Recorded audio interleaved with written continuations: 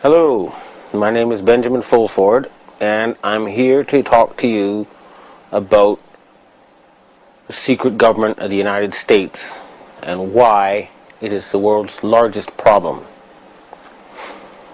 My involvement with the secret government started this spring when I interviewed Japanese Finance Minister Heizo Takenaka, or former Finance Minister Heizo Takenaka. Dragon's Den.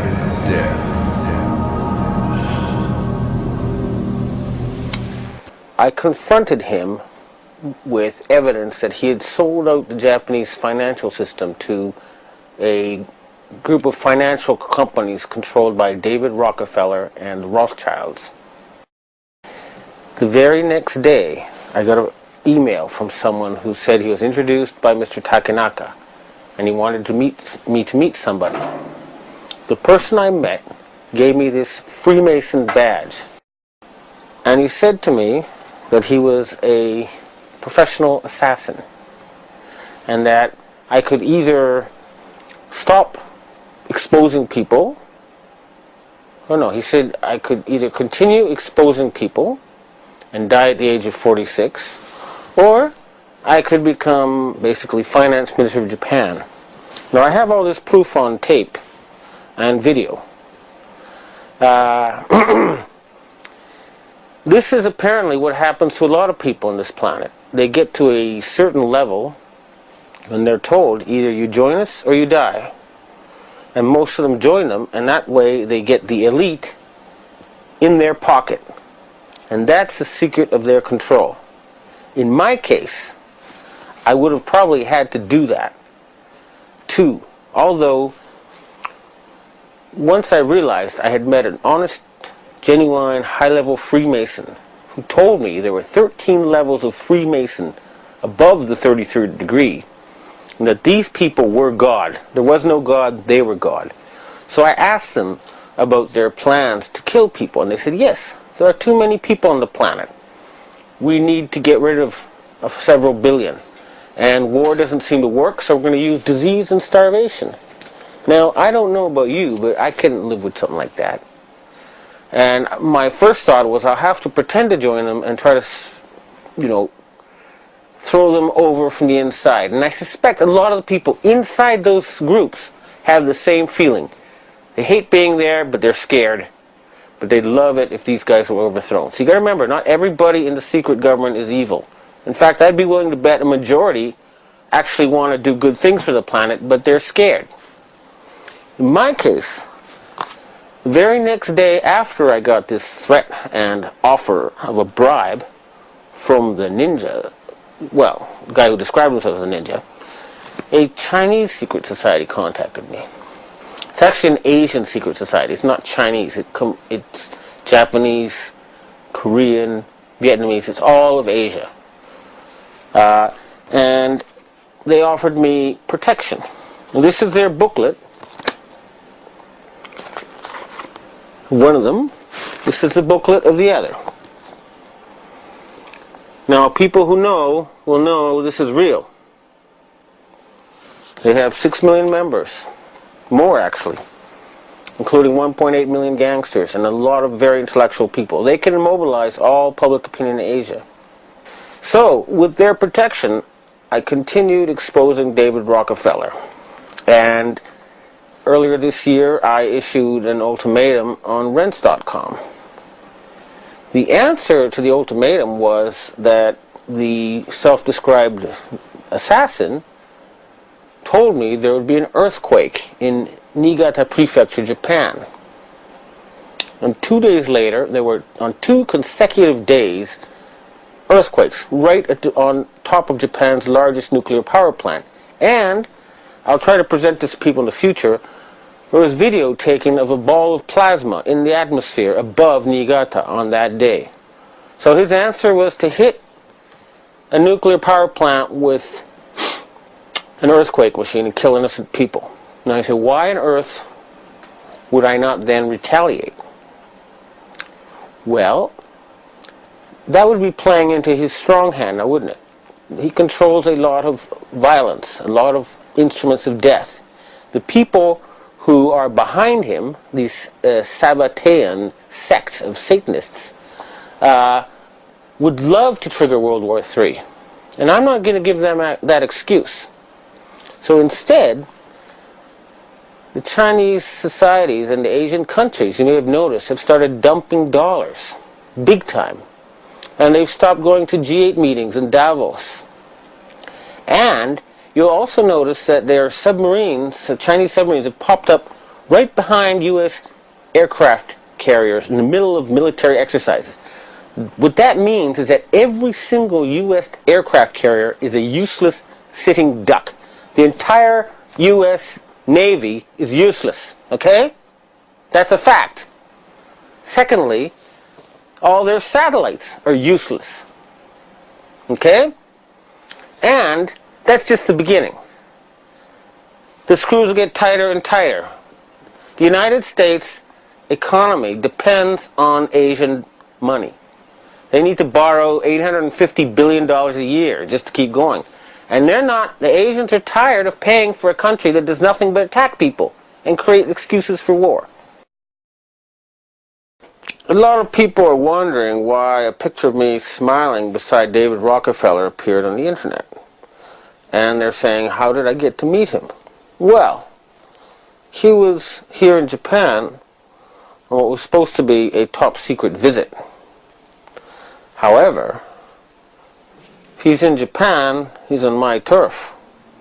And it was pretty naive of him to think I wouldn't know he was here and I wouldn't know where he was. Now, I could have had him brought to me all tied up with a vibrator up his ass, just like happened to that reporter for the Yomiuri newspaper in April when he got too close to these people. But I don't think torture is a very polite way of talking to people, and nor is it very productive. Friendly conversation is always the best. Now, the interview may be a little bit disappointing in the sense that a guy like that is not going to go and just tell you, oh yes, I'm head of the secret government and I sacrifice children and I'm planning, to turn everybody into sheep. It's just not going to happen. You have to look for subtle signals. It's the rules of the game. I was a corporate journalist for 20 years. And I know that if you just ask those questions, they'll shut down the interview, you get nowhere. So if I said, why did you spread HIV and why did you create SARS? He would say to his bodyguard, get this Fruit Loop out of the room. That's how it works. So I had to operate within his matrix. And I hate going there. I hate that place. But I had to pretend I was a friendly journalist.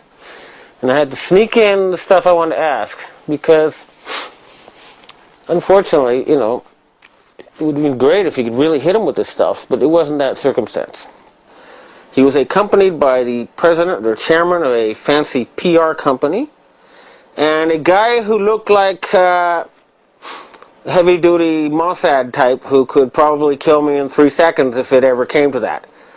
I came with a cameraman and myself. And now, you may wonder, when you look at this interview, why I was not more aggressive. The reason is simple. Years of experience have taught me that you get nowhere with an aggressive interview. I would only get lies, and here's evasions and spiel, and the interview would be cut short. What I've learned over the years is that you got to appear like their friend when you interview them, or you're not going to get good information.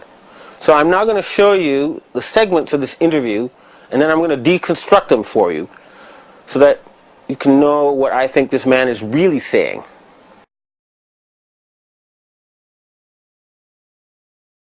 Years is that you got to appear like their friend when you interview them, or you're not going to get good information. So I'm now going to show you the segments of this interview, and then I'm going to deconstruct them for you, so that you can know what I think this man is really saying.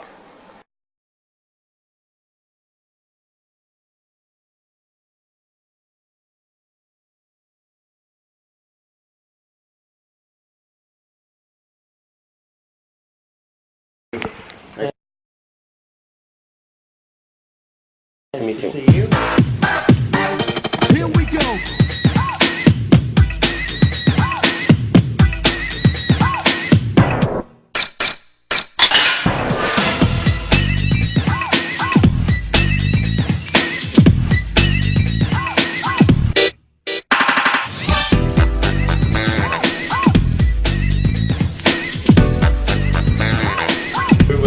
Ben want to get into the world situation and so on, and I would think, you know, when he talks about the state of the world and the possibility of conflict and so on, I think you dismiss these things, you know, in terms of whether there's going to be another war and all of that. Yes, that it dismissed it. You know, dismissed in the sense Yes, that. okay. And if he asks you if you're running the world, I think you dismiss that as well. Sure, yeah. But I think we can dismiss that before we start. Okay. Well, all right. So let me start though. I know that I've read quotes from you before, and I believe also from your memoirs, where you have said that you would like to see the formation of a world government. What sort of vision do you have for, you know, humanity to stop war and get its act together? So. Well, I'm afraid I have to start with what you recall. I don't recall that I have said, and I don't think I really feel, that we need a world government. We need governments of the world that work together and collaborate, but I can't imagine that there would be any likelihood or even that it would be desirable to have a single government elected by the people of the world.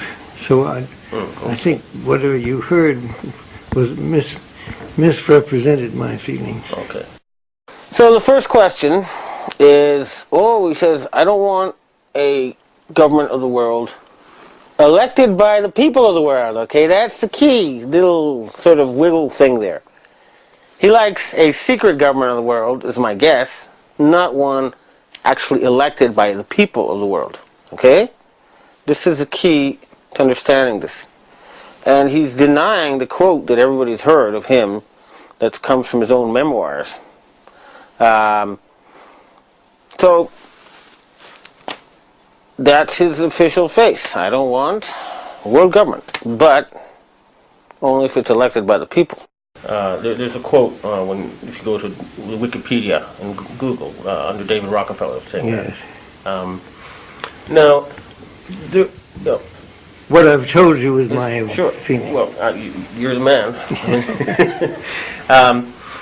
Now, the other thing is, people are worried about the situation with Iran and some kind of wider conflict emerging from that. What do you think is going to happen there? What's your view about the tensions between Iran and the United States right now? Well, I think the first thing is that Iran itself is a problem, but its relationship with its neighbors, probably from the point of view of the United States, is the thing that we would be most concerned about, because there are such different points of view in the area, and the possibilities of conflict between the nations within the area is certainly what is of concern to our country. Oh, okay. Now, here in Asia, people say that the current structure of world institutions is not fair. They say that European peoples account for 17% of the world population and 40% of GDP, but they control 4 of the 5 permanent Security Council seats. Asians are 65% of the world population and 40% of GDP, so they think some sort of better representation is needed. What is your view about this?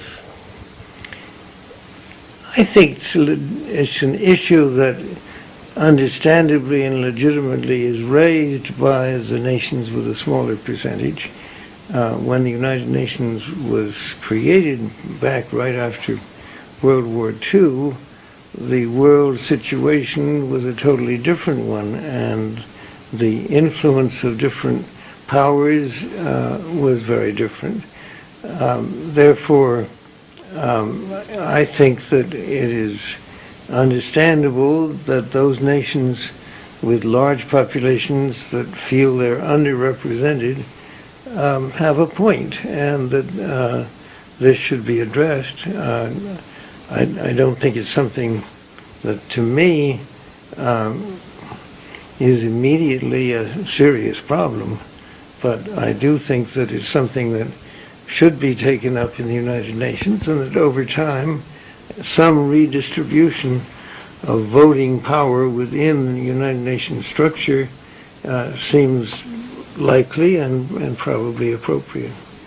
Now, he's saying Iran is causing trouble with its neighbors, and I'm not aware of any